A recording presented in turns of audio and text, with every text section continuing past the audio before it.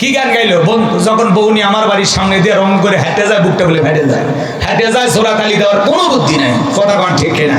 আচ্ছা আপনারাই বলেন, শরীয়তের দৃষ্টিকোণ থেকে বউ নিয়ে ঘোরা জায়েজ না হারাম? কথা কন, বউ নিয়ে ঘোরা জায়েজ না হারাম? জায়েজ। আপনার বউকে আপনি পর্দা করায় বাহিরে নিয়ে যাবেন, এতে কোনো সমস্যা নাই। আপনাদের মসজিদের ইমাম সাহেব ওনার বউকে নিয়ে যদি বোরকা পরায়, পর্দা করায়, হাত মুজা পা মুজা লাগাইয়া সিরাজগঞ্জ শহরে নিয়ে যায়, আপনাদের আপত্তি আছে? না কারো কলিজে ফেটে যাবে মমতাজের মতো। শোনেন, কথা বোঝে না। কিন্তু হুজুর ওনার বউকে বাদ দিয়ে যদি সভাপতির বউ কিনে মার্কেটে যায়, তখন বলবেন হুজুর ভালোই মনে করছিলাম, এখন থেকে আপনার ভিতরে ভেজাল আছে। কথা কন ঠিক কিনা? মমতাজ এই গানের মাধ্যমে বলতেছে, বইয়ের হাত ছাড়ো, বান্ধবীর হাত ধরো। এগুলো গানের মাধ্যমে যুব সমাজকে নষ্ট করা হয়, পরকীয়াকে প্রমোট করা হয়, অশ্লীলতাকে জাগ্রত করা হয়, হালালকে বাদ দিয়ে হারামের দিকে ধাবিত করা হয়। এই সমস্ত গান বাজনার মাধ্যমে মুসলমানের ঈমান নষ্ট হবে। কথা বলেন ঠিক কিনা? একজন মুসলিম যুবক এই ধরনের নোংরা অশ্লীল গান শুনতে পারে? সূরা লোকমানের 6 নম্বর আয়াতে লাহওয়াল হাদিস এই শব্দের দ্বারা গান বাজনা, বাদ্যযন্ত্র, গিটার, তবলা আল্লাহ সব হারাম করে দিয়েছেন। কথা বলেন ঠিক কিনা? এরপরে আমরা আশ্চর্য হয়ে যাচ্ছি, বাংলাদেশের শিক্ষা ব্যবস্থার ভিতরে এমন ভাবে কিছু জিনিস ঢুকানো হয়েছে যেটা মুসলমান হিসেবে মেনে নেওয়া যায় না। এমনকি মাদ্রাসার বই পুস্তকের ভিতরে হারমোনিয়ামের ছবি ভিতরে। কথা কয় না? দেখেননি আপনারা? আপনাদের বাচ্চারা পড়াশোনা করলে বইগুলো নিয়ে দেখেন, আমি নিজের চোখে দেখেছি। রাগ করতেছেন মনে হয়? দাখিল মাদ্রাসা, যেখানে নারীরা হেজাব পরে যায়, বোরকা পরে যায়, পর্দা পরে যায়, সেখানে বইয়ের প্রথম পেজেই নারীর বেপর্দার ছবি গাছের সাথে ঝুলে আছে। আর একজন লাফাইতেছে, নাচতেছে, আর একজন আবার হারমোনিয়াম নিয়ে বসে আছে। কথা কয় না? বলেন তো, মাদ্রাসায় বাচ্চা কাচ্চা কি গান শিখতে যায়, কৌতুক শিখতে যায়, অভিনয় শিখতে যায়? স্কুলে এগুলো ছিল আগে কিছুটা। এখন যেভাবে সব জায়গায় গান বাজনা, হারমোনিয়ামের ছবি, সারেগামাপা নিদাপা গা সা মা গা, যেইভাবে ঢুকানো হচ্ছে মাদ্রাসার ভিতরে, আর যাই হোক এটা মেনে নেওয়া হয় যাবে না। কথা বলেন ঠিক কিনা? আমরা মুসলিম হিসাবে যদি প্রতিবাদ না করি, শরীফ থেকে শরীফার গল্প, মুন্না থেকে মুন্নির গল্প, নানান ধরনের ভাবে যুব সমাজকে অশ্লীলতার দিকে ধাবিত করা হচ্ছে। কথা বলেন ঠিক কিনা? আরে ভাই, হিজড়াদেরকে নিয়ে গল্প লেখেন, ট্রান্সজেন্ডারদেরকে নিয়ে আমাদের কোনো আপত্তি নাই, এই সমাজে তাদের বেঁচে থাকার অধিকার আছে। কিন্তু এই ট্রান্সজেন্ডারের নামে সমকামীদেরকে প্রমোট করবেন, এই জাতির যুব সমাজকে বুঝাইয়া দেবেন দেখতে ছেলেটা পুরোটাই ছেলে, কিন্তু মনে মনে একজন মেয়ে। এখন মনে মনে একজন মেয়ে ভেবে ওরে যদি আর একটা মেয়ের সাথে বিয়ে দেয়, কি বাসর হবে? কথা কয় না? কথা কয় না? হেরোজা হেরোতায় এগুলো কি বুঝানো হচ্ছে? মনে আমি দেখতে পুরুষ, পুরোটাই পুরুষ না। আমি এখন নিজেকে মেয়ে মেয়ে ভেবে আমি বললাম আমি একজন মহিলা, ঘোষণা দিলাম মনে মনে আমি একজন মেয়ে। তাহলে বাবা মা আমাকে এখন আর একটা মেয়ের সাথে বিয়ে দেবে না? না ছেলের সাথে? ছেলের সাথে বিয়ে দিলেও যা হবে, অবস্থা খারাপ না ভালো? ছেলেরও যা, আর এই যে মনে মনে যে ছেলে, এরও তাই। কথা কন ঠিক কিনা? গন্ডগোল পাকবে কিনা? এই জন্য এগুলোর দ্বারা অন্য কিছু তারা ইঙ্গিত করতেছে, সূক্ষ্মভাবে ব্রেন ওয়াশ করা হচ্ছে, ছোট ছোট বাচ্চা মগজ ধোলাই করা হচ্ছে। কথা বলে ঠিক কিনা? আজকে মাদ্রাসা শিক্ষা ব্যবস্থার ভিতরে আপনাকে গীত শেখানো হচ্ছে, লীলাবালি লীলাবালি বইয়ের ভিতরে লিখে দিচ্ছে লীলাবালির গীত। আজকে মুসলমান যাবে কোন জায়গায়? আমাদের আদব, আখলাক, চরিত্র ধ্বংস করার জন্য নানামুখী ষড়যন্ত্র চলতেছে। শিক্ষা ব্যবস্থা নিয়ে এটা কোনো রাজনীতি নয়। কথা বলেন ঠিক কিনা? আপনারা যা খুশি তাই করেন, পাবলিক মন খারাপ করবে না। অন্তত আমাদের সন্তানদের ভবিষ্যৎ নিয়ে কাউকে খেলা করতে দেওয়া হবে না। কথা বলেন ঠিক কিনা? সন্তানদের ভবিষ্যৎ নিয়ে খেলবেন না। বাচ্চা কাছে অভিনয় শিখতে যায়, নাচ গান শিখতে যায়, আর মাদ্রাসার ভিতরে হারমোনিয়ামের ছবি। বড় মাদ্রাসায় হারমোনিয়াম আছে? তাহলে মাদ্রাসার বইগুলোর ভিতরে হেজাব ছাড়া নারীর ছবি কেন? আপনি সংস্কৃতির নামে কি শিখাতে চাচ্ছেন? কি শিখাতে চাচ্ছেন?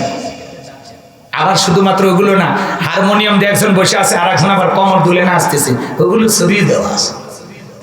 আহা মুসলমান, পরিকল্পিত ভাবে আমাদের শিক্ষা ব্যবস্থাকে ধ্বংস করার একটা চক্রান্ত চলতেছে, কথা বলেন ঠিক কিনা? যদি আমরা সচেতন না হই, ঘুম থেকে যদি না জাগি, তাহলে আরো যে ভবিষ্যতে কি হবে। এখন তো পড়াশোনায় নাই, পুরোটা গেলে অভিনয়, নাচ গান, রং তামাশা, কথা বলে ঠিক কিনা? আজকে দেখলাম, শোনেন, এই যে নাটোর শহরের একটা গার্লস স্কুলে একটা ছেলে বোরকা পরে মহিলা সাইজা স্কুলের ভিতরে ঢুকেছে। কোন স্কুল? গার্লস, মহিলাদের স্কুলে। কথা কয় না? বালিকাদের স্কুলের ভিতরে একটা ছেলে বোরকা পরে মহিলা সাইজা ঢুকছে। কথা কয় না? কথা কয় না? এই ছেলেটা আবার ঢোকার পিছনে কারণ আছে, এবার বাজি ধরেছে। বাজি ধরে বলেছে, আমি বোরকা পরে মেয়েদের ক্লাসরুমে ঢুকবো, ওদের সাথে বসে ক্লাস করব, তোমাদের দেখায়া দেব। এই যে বাজি ধরে ক্লাসরুমে বসে আছে, নারী সেজে ছেলে মানুষ, বাজি ধরে নারীদের গার্লস স্কুলের ভিতরে ঢুকেছে। বাজানগো আমার, মহিলাদের সাথে বসা। আবার যাদের সাথে বাজি ধরেছে ওরা মনে হয় গোপনে পুলিশকে খবর দিয়েছে। পুলিশটার ভাইয়া স্কুলের ভিতরে আসছে, টার্গেট করে ওই ছেলেটাকে ধরেছে। এবার যখন বোরকা ধরে টান দিয়েছে, মুখটা খুলে গেছে, তাকায় দেখে এটা লেডিস না, এটা জন্ডিস। কথা কোন ঠিক কিনা? এটা তো নারী না, এটা পোলা। এইবার ছেলেটার বোরকা ধরে যখন টান দিয়েছে, মাথার হিজাব যেটা ছিল এটা খুলে গেছে। এবার পুলিশের সাথে ঝাপটা ঝাপটি কইরা, জোরাজুরি কইরা, শক্তি দেখায় দৌড়ে যেতেছে, লাভ দিয়ে পড়ে গেছে। এবার পুলিশের লোকজন আর বুকের উপরে চড়ছে। সেটা ওই অবস্থায় টেনে হেসে ওরা এখন কোন জায়গায় নিয়ে গেল আল্লাহ ভালো জানে। তাহলে এই যুবকদের মাথা মগজ গেছে কোন জায়গায়, এদের আকল জ্ঞান বিবেক কোন জায়গায় গেছে? বাজি ধইরা, বন্ধুদের সাথে বাজি ধইরা নারীদের স্কুলে ঢুকে বোরকা পরে নারী সেজে যায়। এমন যুবককে একটু পিটাইয়া সাইজ করা দরকার আছে না? না, এরা নাটক সিনেমা দেখে বাজি শিখেছে। রাগ করেছেন মনে হয়। তাহলে বন্ধুদের সাথে বাজি ধরে গার্লস স্কুলের ভিতরে ঢুকেছে, বোরকা পরে পুরুষ মানুষ যা নারীদের সাথে ক্লাস করতেছে।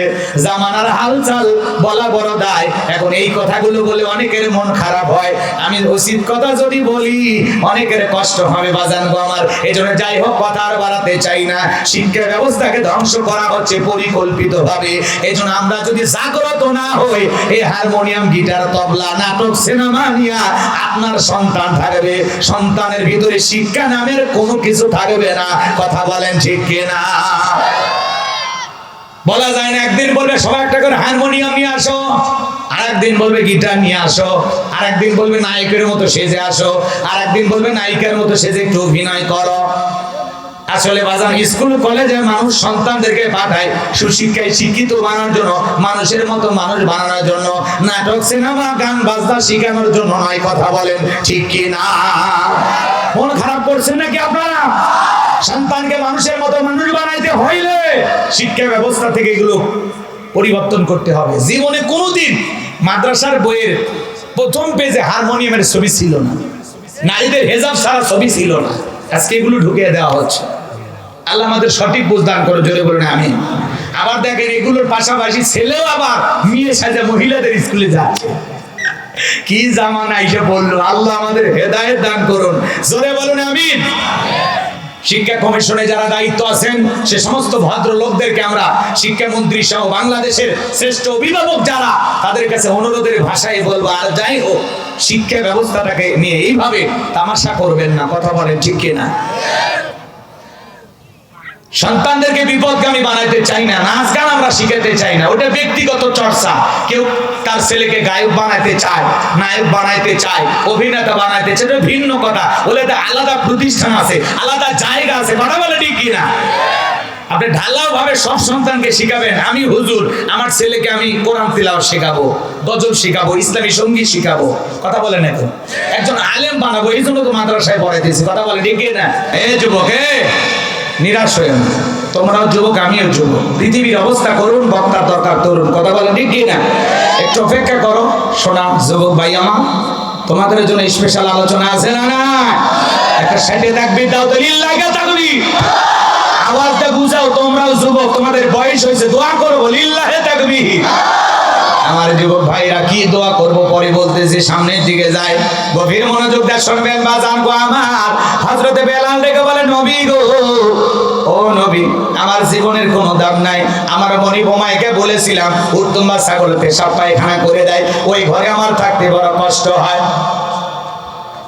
ওমাইয়া ডেকে বলে, বেলাল রে, উর্দুম্বা ছাগলের দাম আমার কাছে আছে, কিন্তু তোর মতো কালো হাফসি বেলালের দাম আমার কাছে নাই। জোরে কন্যা উযুবিল্লাহ। নবী গো, আপনি আমার জন্য দোয়া করেন, মৃত্যু পর্যন্ত যেন কালেমার পথে টিকে থাকতে পারি। এই কথা বলে হযরতে বেলাল বিশ্ব নবীর দরবার থেকে বাড়িতে চলে আসলেন। আসার পর বাজান গো আমার, পরের দিন সকালবেলা সূর্য উদয় হয়ে গেছে, বেলাটা অনেক হয়ে গেছে। হযরত বেলাল দরজা খোলে না। অন্যান্য চাকর বাকর যারা আছে ওরা নালিশ নিয়ে গেছে উমাইয়ের কাছে, যায় বলে, বেলাল এখন পর্যন্ত দরজা খোলে নাই, উর্দুম্বা ছাগলের পেশাব পায়খানা পরিষ্কার করে নাই, তাই নাকি? বলে হ্যাঁ। এইবার উমাইয়া ওদের কথা শুনে দরজা এসে ডাক দেয়, বেলাল দরজা খোলো। হযরতে বেলাল দরজা খোলে না, জোরে করে ধাক্কা মারছে, দরজা খুইলা গেছে। এইবার উমাইয়া তাকায় দেখে সেই রাত্রিতে হযরতে বেলাল কালেমা পড়ে মুসলমান হয়েছে।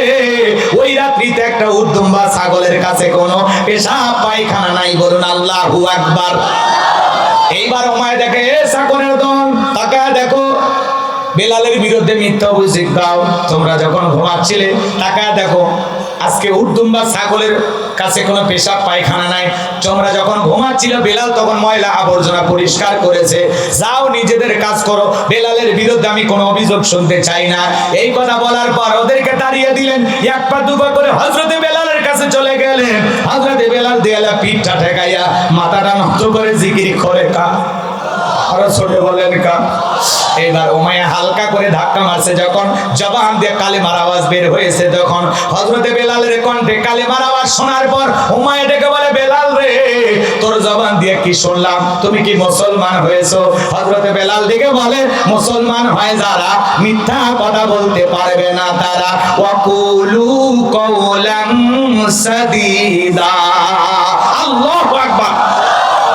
মুসলমানেরা হবে সত্যবাদী, মুসলমানেরা কোনোদিন মিথ্যাবাদী হতে পারে না। এইবার উমাইয়া ডেকে বলে, বেলাল রে, এখনো সময় আছে, আব্দুল্লাহর বেটা মুহাম্মদ সাল্লাল্লাহু আলাইহি সাল্লামের ধর্ম ত্যাগ করে আবার বাপ দাদা ধর্মে ফিরে আসো। প্রয়োজন যদি হয় উর্দুম্বা ছাগলের মালিক বানায় দেব, থাকার জন্য ভালো কোয়ার্টারের ব্যবস্থা করে দেব। হযরতে বেলাল ডেকে বলে, উমাইয়া, দুনিয়ার পার্থিব সম্পদের বিনিময়ে বেলাল তার ঈমান বিক্রি করবে না। চিৎকার মেরে বলুন আল্লাহু আকবার। এই কথা শোনার পর উমাইয়া ডেকে বলে, আমার কথা না শুনলে বড় নেতা আবু জেলকে খবর দেব। হযরতে বেলাল ডেকে বলে, কোন বড় নেতা ছোট নেতা কাউকে কোনো গোনার টাইম নাই। আমি দুনিয়ার আবু জেলকে ভয় করি না, আমি ভয় করি আমার আল্লাহকে।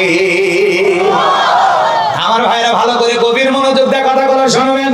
এইবার উমাইয়া চলে গেল আবু জেলের বাড়িতে, যা বলে, নেতা, সংবাদ খুব খারাপ, আমার বাড়ি কিতদার বেলাল কালেমা পড়ে মুসলমান হয়েছে। তাই নাকি? বলে হ্যাঁ ঠিক আছে, যাও তুমি বাড়িতে যাও, আমি আসতেছি। আবু জেলের একটা বিশেষ বাহিনী ছিল যাদের কাজই হলো মুসলমানদের উপর নির্যাতন জুলুম চালানো। আবু জেলের একটা বিশেষ বাহিনী ছিল, ক্যাডার মাস্তান সাঙ্গ পাঙ্গ ছিল, যাদের কাজই হলো মুসলমানদের উপর নির্যাতন জুলুম চালানো। আজও তাম পৃথিবীর দিকে তাকায় দেখেন, জালেমদের একটা বিশেষ বাহিনী আছে, ইমানদার টুপিওয়ালা দাড়িওয়ালা উপদের আল্লাহ ওয়ালাদের উপরে নির্যাতন জুলুম চালানোর জন্য।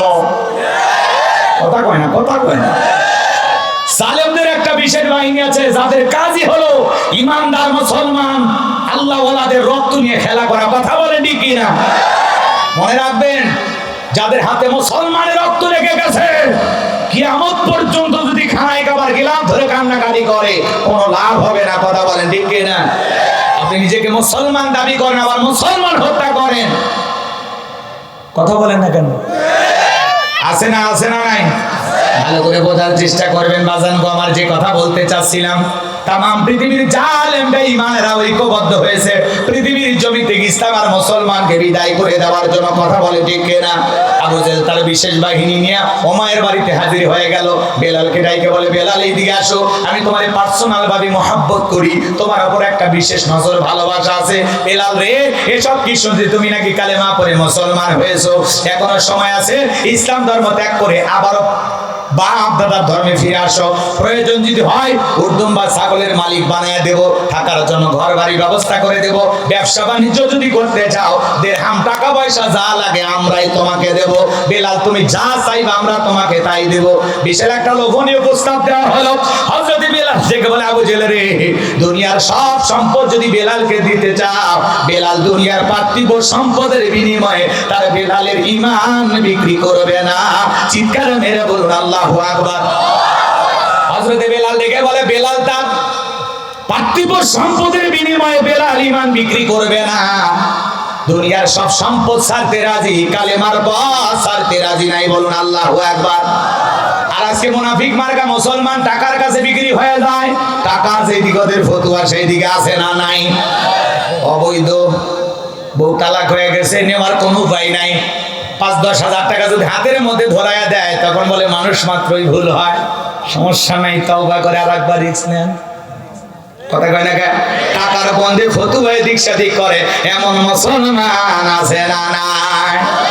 টাকা যেই দিকে ওদের ফতুয়া সেই দিকে টাকার বান্ডিলের কাছে নিজের আমল ঈমান বিক্রি করে দেয়, আছে না নাই? আছে না নাই? ভালো করে বুঝবেন বাজান গো আমার, যে কথা বলতে চাচ্ছিলাম গভীর মনোযোগ দিয়ে কথাগুলো শ্রবণ করার চেষ্টা করবেন। এইবার আবু জেহেল দেখে বলে, বেলাল এত বড় লোভনীয় প্রস্তাব দিলাম, রাজি হইলা না, সোজা আঙ্গুলে ঘিউ না, আঙ্গুলে একটু বাঁকা করা লাগবে। এই কথা বলে যুবকদেরকে লিলিয়ে দিল, চাবুক দিয়ে পিটাও।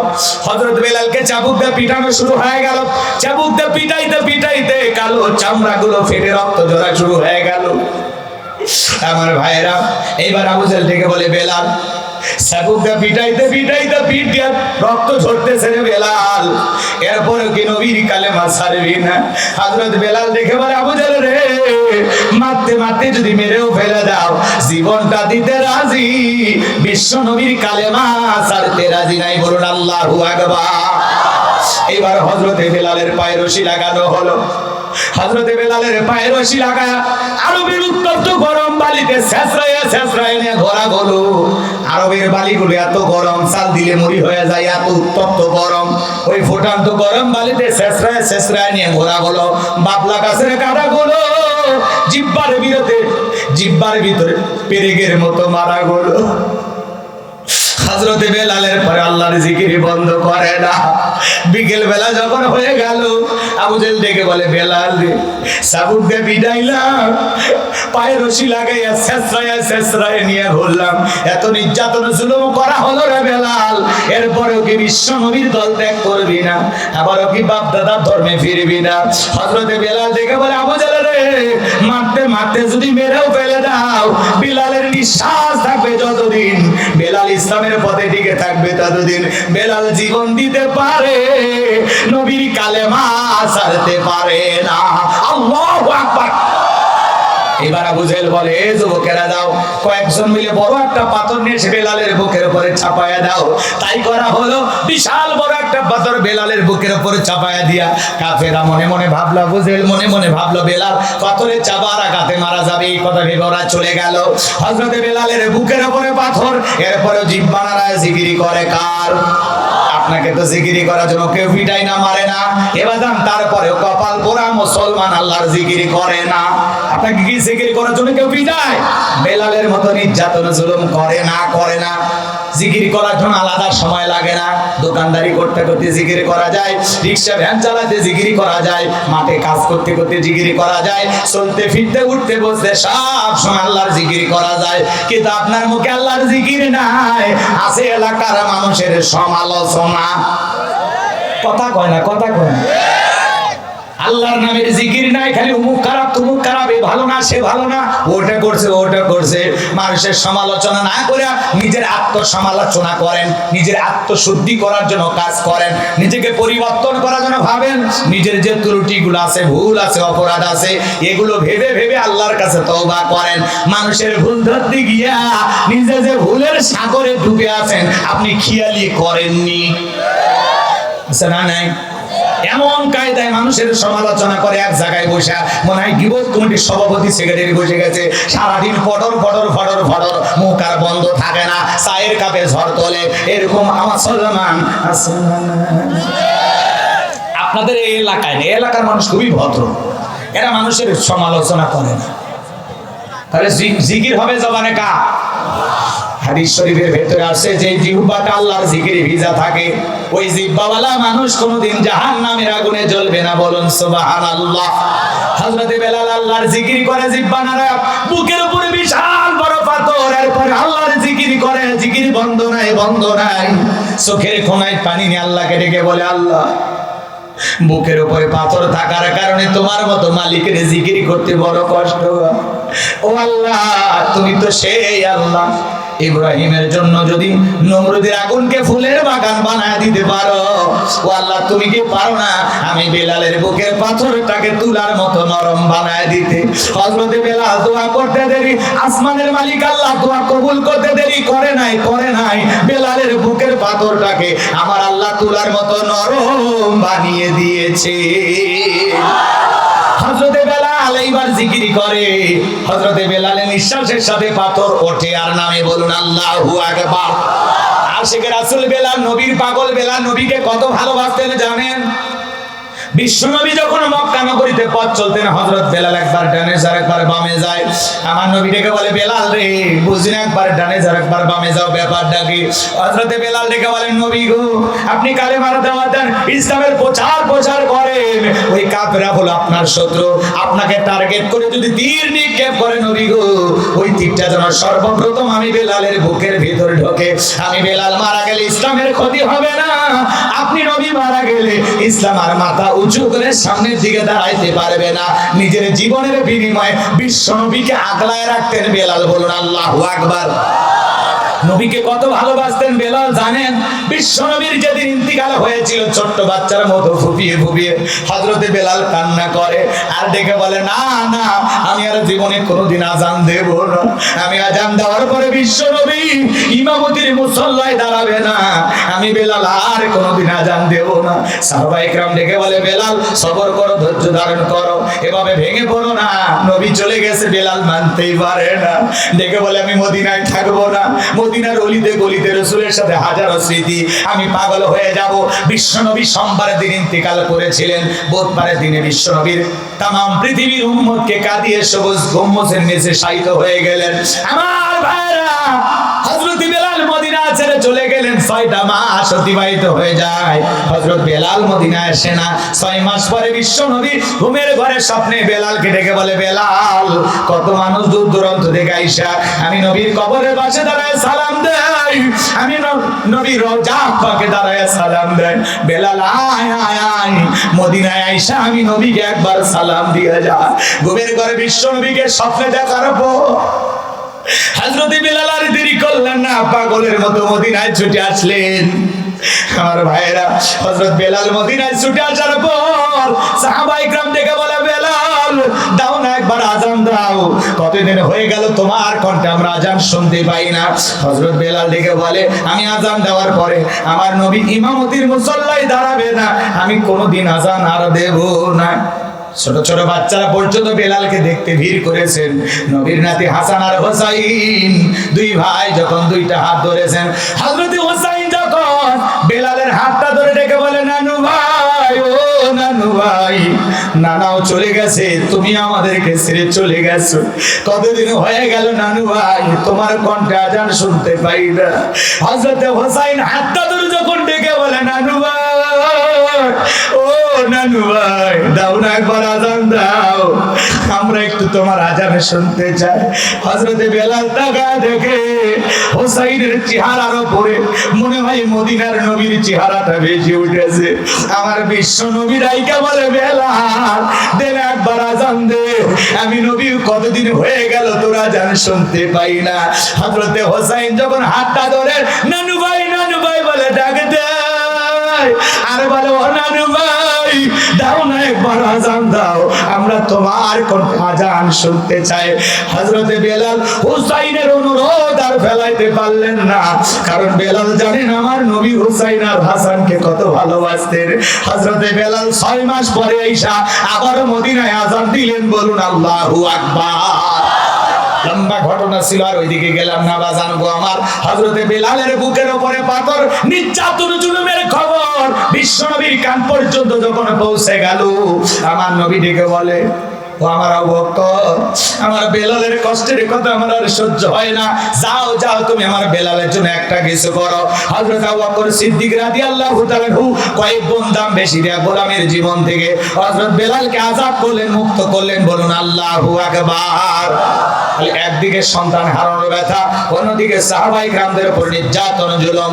ভালো করে বোঝেন, নবীজির মনটা খারাপ। বিশ্ব নবীর যখন মনটা খারাপ, নবীকে সান্ত্বনা দেওয়ার দায়িত্ব কার? আমার আল্লাহ ডেকে বলে, জিবরাইল আমার বন্ধুর মা নাই, বাবা নাই, আমি ছাড়া আমার বন্ধুর কেউ নাই। হে জিবরাইল আমার বন্ধুর মনটা হয়েছে ভারী, আমি আল্লাহ সইতে নাহি পারি। লাহু মাহফুজ থেকে সূরা কাউসার নিয়ে যায় আমার বন্ধুর উপরে নাজিল করো তাড়াতাড়ি। চিৎকার মেরে বলুন আল্লাহু আকবার। আমার বিশ্ব নবী ডেকে বলে, আনাস আমার মনটা কেন খারাপ তোমরা জানো?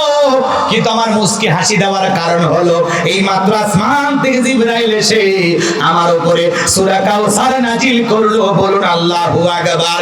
বিশ্ব নবী তখন সাহাবায়ে কেরামদের সামনে তেলাওয়াত করে শোনায়া দিলেন। সবাই জবান সেরে পড়ুন, ইন্না আ'তাইনাকাল কাউসার ফাসাল্লি লিরাব্বিকা ওয়ানহার ইন্না শানিয়াকা হুয়াল আবতার। আল্লাহু আকবার। এ ভাই ভাল লাগে না কোরআনের কথা? ভাল লাগে না? এ যুবকে, ভালো কাজ তোমাকে ভালো লাগবে না। কোরআনের তেলাওয়াত যদি ভালো না লাগে, অন্তরে মরিচা পড়ছে, ভাইরাস ঢুকে গেছে। ছোটবেলায় বাবার হাত ধরে মসজিদে গিয়েছিলাম, ইমাম সাহেবের কণ্ঠে সূরা ফাতিহা শুনেছিলাম। আজকে আপনার বয়স 30, 40, 50, 60 বছর ধরে যারা সালাত আদায় করে, কমপক্ষে 40 বার সূরা ফাতিহা পাঠ করতে হয়। বলেন তো, তাহলে হায়াতের জিন্দেগিতে 50-60 বছর নামাজ পড়ে কত লক্ষ বার সূরা ফাতিহা পাঠ করেছে। কেউ কি বিরক্ত হয়ে বলেছে যে সূরা ফাতিহা পড়তে ভালো লাগে না? বলেছে ভাই? বলেছে? কেউ বলে না। ইমাম সাহেব কি বলেছে? ভাই 30 বছর ধরে সূরা ফাতিহা দিয়ে নামাজ শুরু করেছি, কাল থেকে সূরা ইখলাস দিয়ে শুরু করব। মাগরিবে যদি হুজুর ডাইরেক্ট বলে কুল হুয়াল্লাহু আহাদ, আপনারা পিছন থেকে কি বলবেন? আল্লাহু আকবার। হুজুর আগে সূরা ফাতিহা পড়েন, এরপরে অন্য সূরা ধরেন। কথা বলে ঠিক কি না? কারণ সূরা ফাতিহা ছাড়া নামাজ পড়ালে নামাজ হবে? এ যুবক, কোরআনের ভিতরে আল্লাহ তাআলা এমন একটা মধু, এমন একটা আকর্ষণ দিয়েছেন উম্মতে মুহাম্মাদের জন্য। এই কোরআন হলো জীবন। আল্লাহ বলেন, ভালো করে বুঝবেন, কোরআনের সাথে সম্পর্ক রাখতে হবে। কোরআন যত পড়বেন তত লাভ না লস? তত লাভ। ভালো করে বুঝবেন, কোরআনটাকে সহি শুদ্ধ করে পড়তে হবে, সুন্দর করে পড়তে হবে। কথা কয় না কে? সহি শুদ্ধ পড়ার দরকার আছে না নাই? এই সূরাটাই যদি কেউ টেনে পড়ে মজা আছে না নাই? কোরআনুল কারীম টেনে পড়লেও মজা লাগে, জোরে পড়লেও মজা লাগে, আবার আস্তে আস্তে পড়লেও মজা লাগে। কথা বলেন ঠিক কি না? কোরআনের আকর্ষণ কমবে না। হালালের মজা হলো চিরস্থায়ী, আর হারামের মজা হলো ক্ষণস্থায়ী, ওয়ান টাইম, কিছু সময় ভালো লাগে। কথা বলেন ঠিক কি না? এই কোরআন কিয়ামত পর্যন্ত মুসলমানের কাছে, ইমানদারের কাছে বিরক্ত লাগবে না। কোরআনের ভিতরে আল্লাহ এমন মধু দিয়েছে, কিয়ামত পর্যন্ত এই মধু ফুরাবে না। সুবহানাল্লাহ। কিন্তু একটা গান 2 দিন, 4 দিন, 5 দিন শোনা পরে মানুষ বিরক্ত হয়, চুপ। কথা কয় না কেন? এক শিল্পী এসে গান গাইলো, বন্ধু 3 দিন ধরে বাড়ি গেলাম, দেখা পেলাম না। মানুষ 3 দিন যায়ও দেখা হয় না। এই বাপারের সাথে সম্পর্ক রাখলে গাড়ি ভাড়া দিতে দিতে জীবন শেষ। কথা কন ঠিক কি? এক শিল্পী এসে গান গাইলো, দেখা না হলে একদিন বুকের ভিতর করে চিনচিন। মানুষকে একটা মারাত্মক রোগ, যখন তখন পড়বি আর মরবি। করোনা ভাইরাসের চাইতেও খারাপ, কথা কোন ঠিক কিনা? আর শিল্পী এসে গান গেল, কাল তো ছিলাম ভালো, আজ আমার কি হলো সে কথা বলতে পারি না। মানুষকে গতকালকের কথা আজকেই ভুলে যায়, এর চরিত্রে গন্ডগোল, কথা কোন ঠিক কিনা? আর এক শিল্পী এসে গান গেল, ও পিয়া তুমি কোথায়, কেন? শয়তান তোমাকে খুঁজতেছে নফল নামাজ পড়ার জন্য। এই যুবক, একটা গান 10 বার 20 বার 50 বার শোনা মানুষ, এ পেনপেনি বন্ধ কর। কিসের? ওই যে মমতাজ আবা গান গাইল, নির্বাচনে হাইরে গেছে, আমি যে কি খুশি। আর যাই হোক, সংসদ ভবনে দাঁড়ায় একেবারে গান গাইবে না, কথা কোন ঠিক না? হে মমতাজ হার রাতে কারা কারা খুশি না, হাত তোলেন তো দেখি। দেখেন অনেক ভক্ত আছে, তুলতেছে না। লিল্লাহি তাকবীর।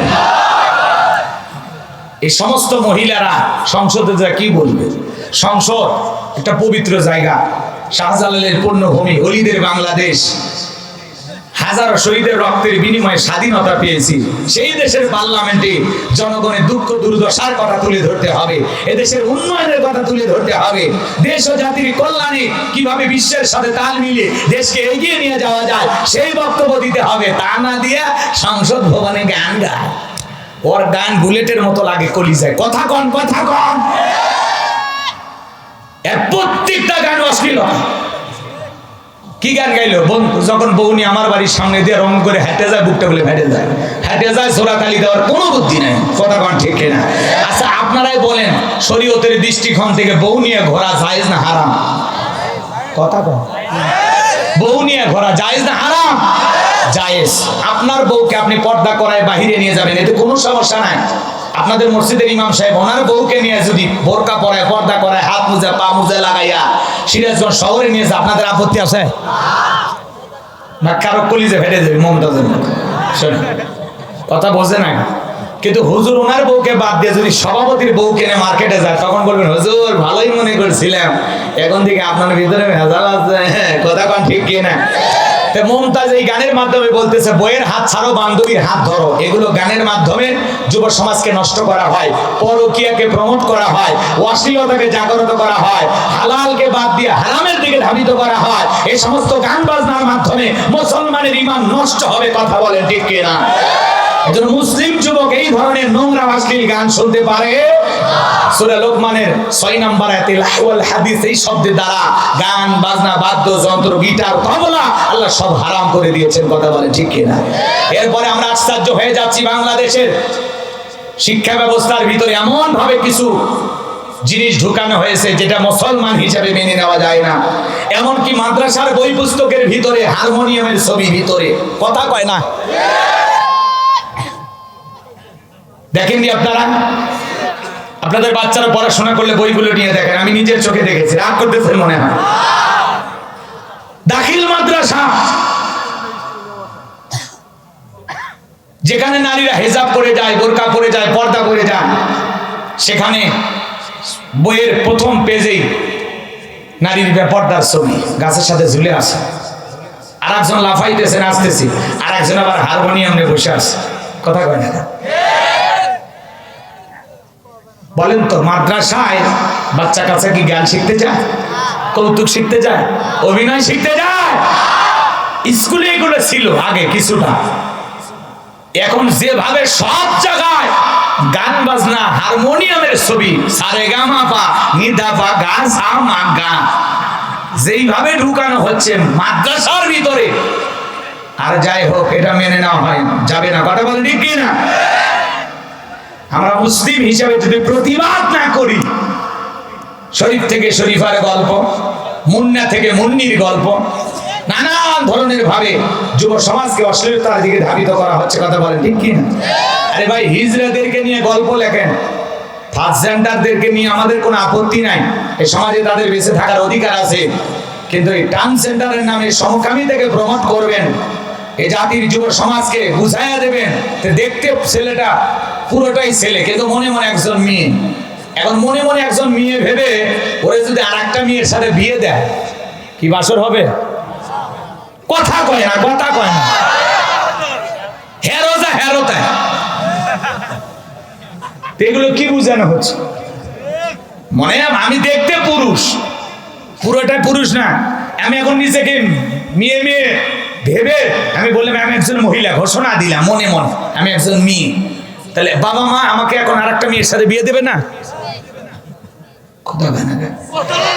না ছেলের সাথে বিয়ে দিলে যা হবে, অবস্থা খারাপ না ভালো?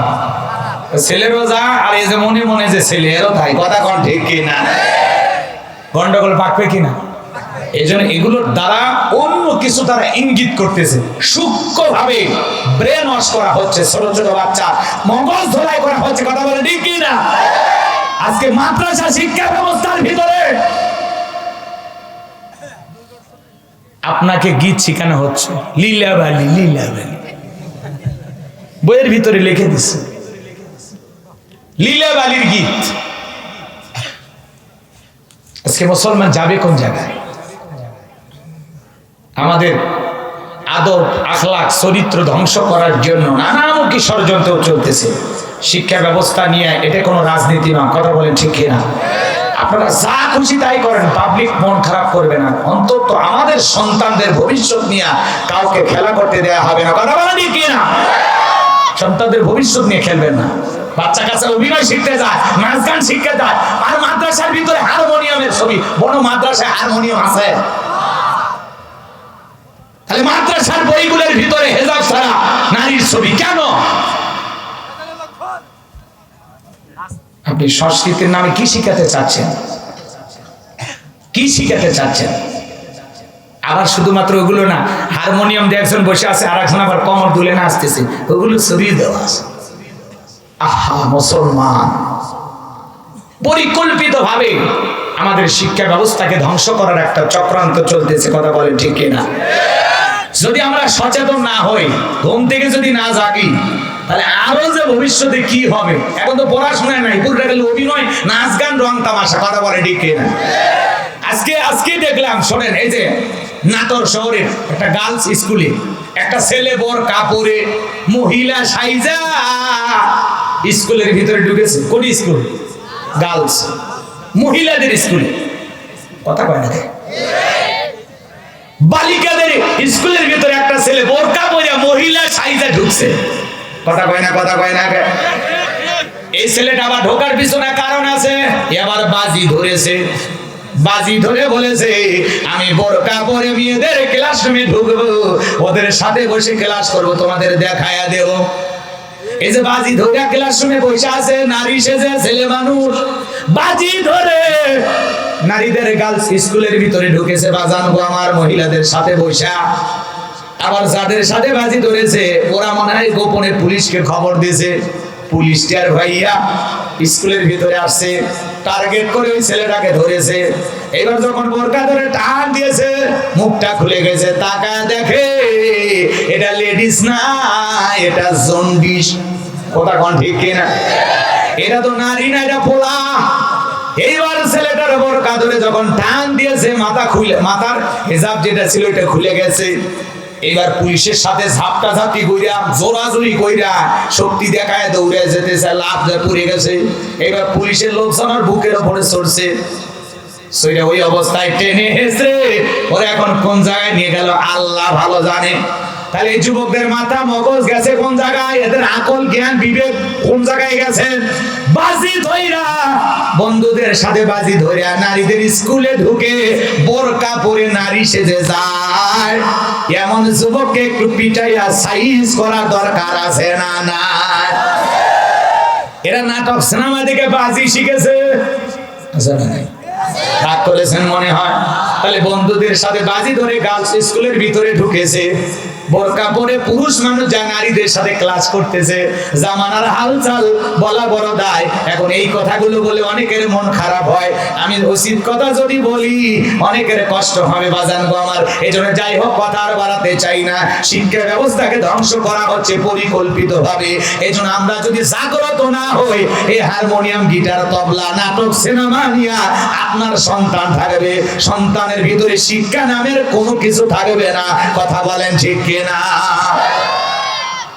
বলা যায় না, একদিন বলবে সবাই একটা করে হারমোনিয়াম নিয়ে আসো, আর একদিন বলবে গিটার নিয়ে আসো, আর একদিন বলবে নায়কের মতো সেজে আসো, আর একদিন বলবে নায়িকার মতো সেজে একটু অভিনয় করো।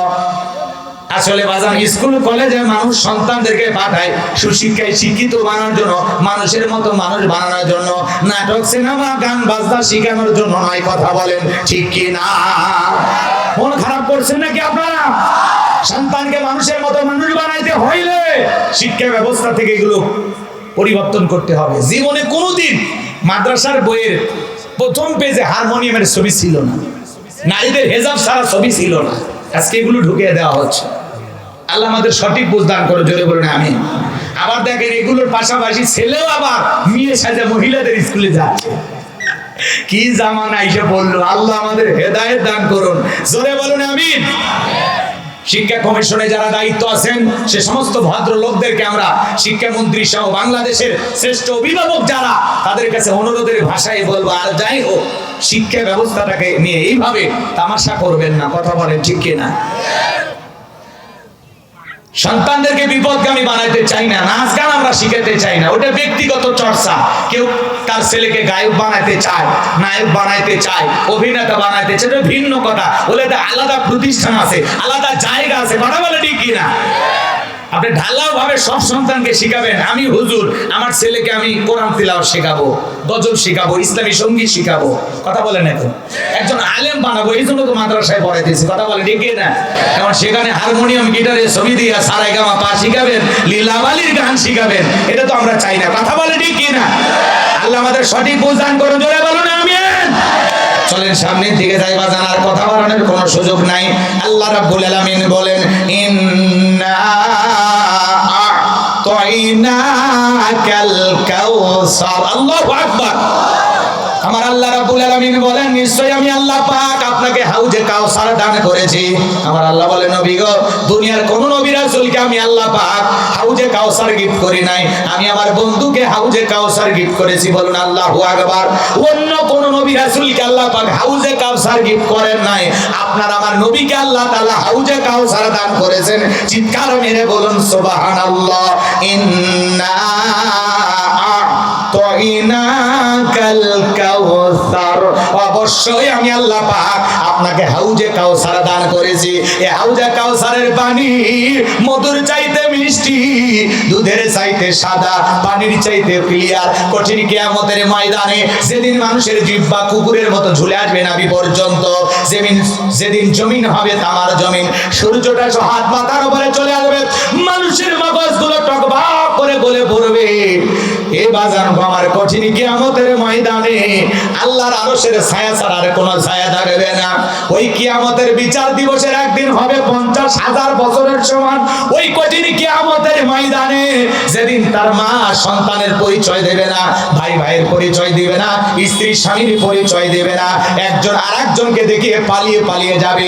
ওই কঠিন কিয়ামতের ময়দানে বিশ্ব নবীর হাতে এক পেয়ালা হাউজে কাউসারের পানি যে পান করবে, জান্নাতে ঢোকা পর্যন্ত তার আর তৃষ্ণা লাগবে না। বলুন সুবহানাল্লাহ। কারা কারা রাসূলের হাতে এক পেয়ালা হাউজে কাউসারের পানি পান করে তৃষ্ণা মিটাইতে চান? দুই হাত তুলে দেখান। আল্লাহ রাব্বুল আলামিন আমাদের সবাইকে রাসূলের হাতে এক পেয়ালা হাউজে কাউসারের পানি পান করার সৌভাগ্য দান করুন, জোরে বলুন আমিন। আরো জোরে বলুন আমিন। আপনারা চাইলেন আর পেয়ালা পাইলেন, শোনেন, থামেন থামেন। হাজার হাজার মানুষ দলে দলে বিশ্ব নবীর হাতে এক পেয়ালা হাউজে কাউসারের পানি পান করার জন্য রওনা করবে। কিছু মানুষের সামনে আল্লাহ তাআলা পর্দার আবরণ তৈরি করে দেবেন। এরপরে সংখ্যা কমে যায়, কিছু মানুষ রাসূলের কাছে যাবেন। আমার বিশ্ব নবী তখন দেখে বলবেন, আল্লাহ, আমার হাজার হাজার উম্মতকে দেখতে পাইলাম, এখন কেন জানি সংখ্যা কমে গেল, ব্যাপারটা বুঝতে পারলাম না। আমার আল্লাহ দেখে বলে, বন্ধু হাবিবুল্লাহ, ও আমার হাবিব, আপনি পাইকারির দরে সবাইকে আপনি হাউজে কাউসারের পানি পান করাইতে পারবেন না।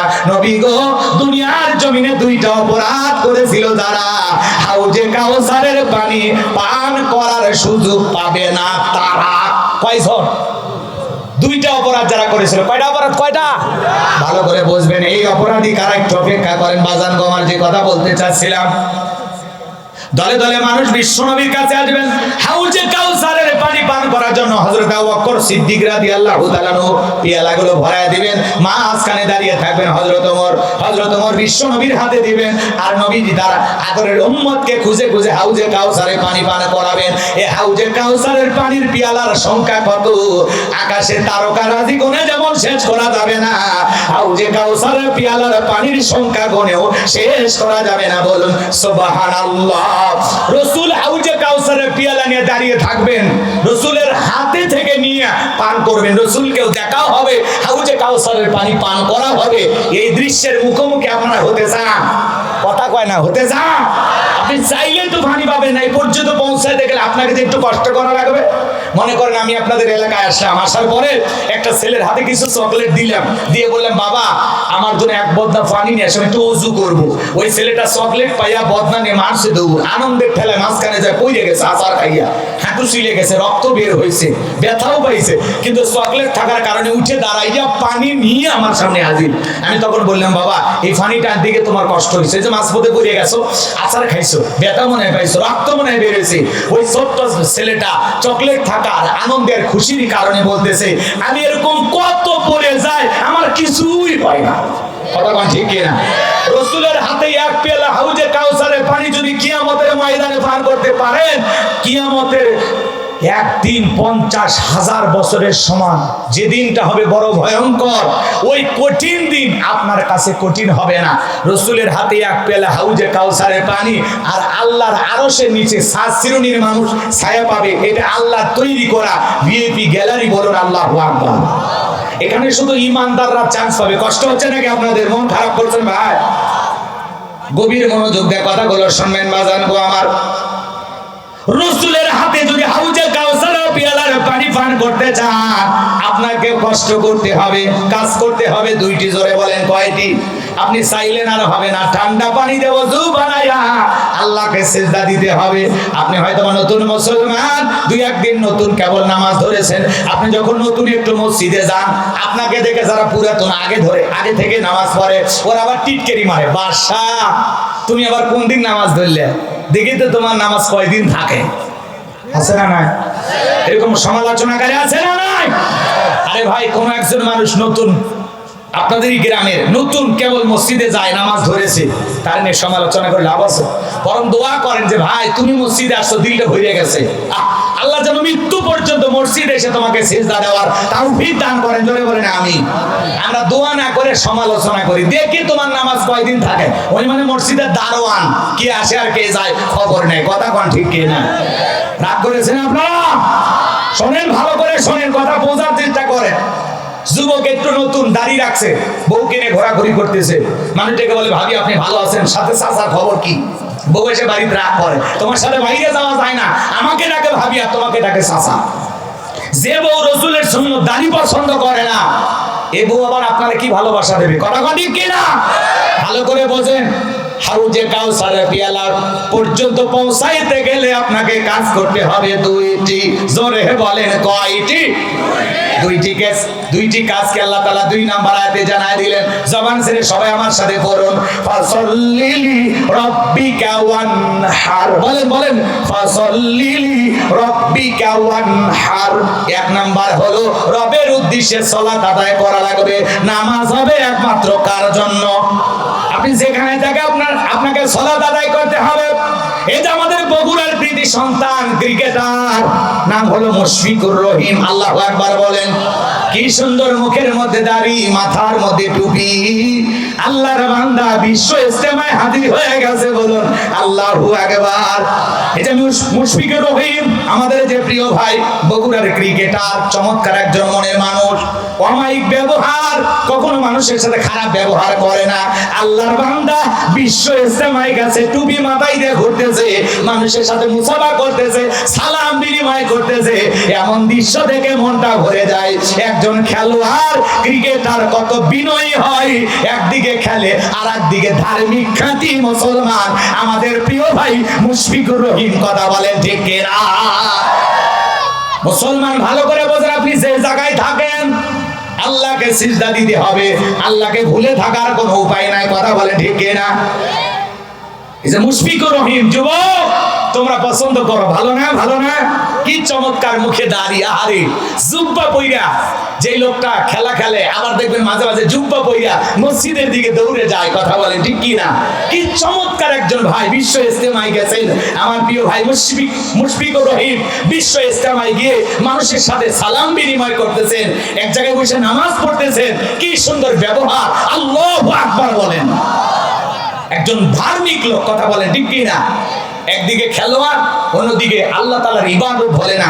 কি সুন্দর মুখের মধ্যে দাড়ি, অনেক বন্ধু বান্ধব খেলে, তাদের দাড়ি নাই, কিন্তু মুশফিকুর রহিম, মাহমুদুল্লাহ রিয়াদ, এ ভাইরা কত চমৎকার, কথা বলেন ঠিক কি না? নামাজ পড়ে, হজ আদায় করে, পিতা মাতার সাথে কি সুন্দর আচরণ ব্যবহার, এবং মাঝে মাঝে গরিব দুঃখী মানুষকে সহযোগিতা করে, টাকা পয়সা দেয়, কথা বলেন ঠিক কি না? আমরা এই অমায়িক ব্যবহারের একজন মানুষ মুশফিকুর রহিম বিশ্ব ইজতেমায়, আল্লাহু আকবার বলেন।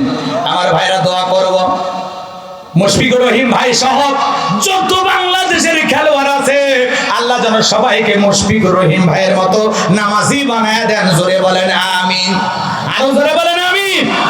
আমার ভাইরা ভালো করে বোঝেন, দেখেন খেলার ফাঁকে ফাঁকে আবার বিশ্ব ইজতেমায় গিয়ে আমার ভাই তাবলীগ ওয়ালাদের সাথে মিশে গেছে, আল্লাহ ওয়ালাদের সাথে মিশে বয়ান শুনতেছে, তাদের সাথে মোলাকাত করতেছেন, তাদের সাথে সালাম মুসাফা করতেছেন। একজন মানুষ আল্লাহ রাব্বুল আলামিনের গোলামি করলে তার চেহারার মাধ্যমে বোঝা যায় সেই মানুষটা আসলে কতটা আল্লাহর গোলামি করে, কথা বলেন ঠিক কি না? ভালো করে বোঝার চেষ্টা করবেন। আল্লাহ তাআলা বলেন ফাসল্লি লিরাব্বিকা ওয়ানহার, এক নাম্বার রবের উদ্দেশ্যে সালাত আদায় করো। নামাজ হবে একমাত্র কার জন্য? বলিন্না সালাতি ওয়া নুসুকি ওয়া মাহইয়ায়া ওয়া মামাতি লিল্লাহি রাব্বিল আলামিন। নবীজি আপনি বলুন, আমার নামাজ, আমার কুরবানি, আমার জীবন, আমার মরণ লিল্লাহি রাব্বিল আলামিন, আসমান জমিনের প্রতিপালকের জন্য। মুমিন জীবনের সব ইবাদত হবে একমাত্র কার জন্য? আমার জীবন, আমার মরণ, আমার বন্দেগী কবুল করো ইয়া ইলাহি, আমার জিন্দেগি, আমার জীবন, আমার মরণ, আমার বন্দেগী, মারহাবা বলেন। তাহলে সালাত হবে কার জন্য? ভালো করে বলবেন, দুইটা কাজ। হাউজে কাউসারের পিয়ালার পানি পান করতে চান না? যদি ভাগ্যে কিসমতে হাউজে কাউসারের পানি রাসূলের হাতে না জোটে, সেদিনের কপাল ভালো না খারাপ? একটু শোনেন, একটু শোনেন। পাশে কবরস্থান, কবরস্থানের উন্নতি করবে মাহফিল, হাজারো মানুষ ওই কবরে শুয়ে আছে, আফসোস করতেছে, ওরা একটা সিজদা দেওয়ার জন্য এখন আফসোস করতেছে, একবার আল্লাহর জিকির করার জন্য আফসোস করতেছে, কোরআন পড়ার জন্য আফসোস করতেছে। কিন্তু আপনার আমার এখনো সুযোগ আছে, কথা বলেন, কথা বলেন।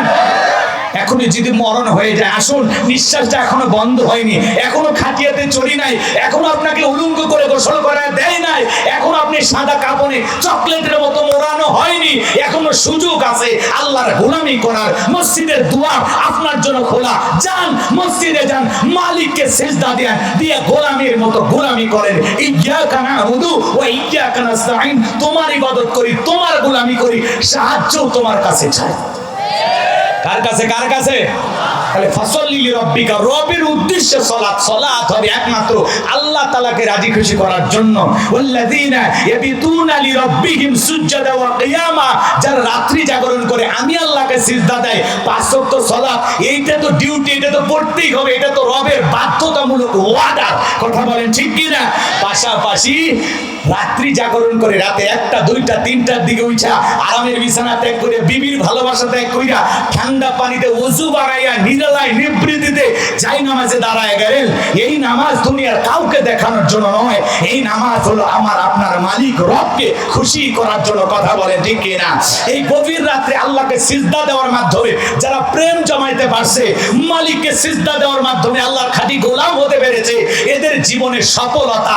আল্লাহকে ডেকে কেউ ব্যর্থ হয় না, কথা বলেন ঠিক কি না? ডাকতে হবে মালিককে, জাগ্রত হবে, রাত্রি জাগরণ করতে হবে মালিকের জন্য।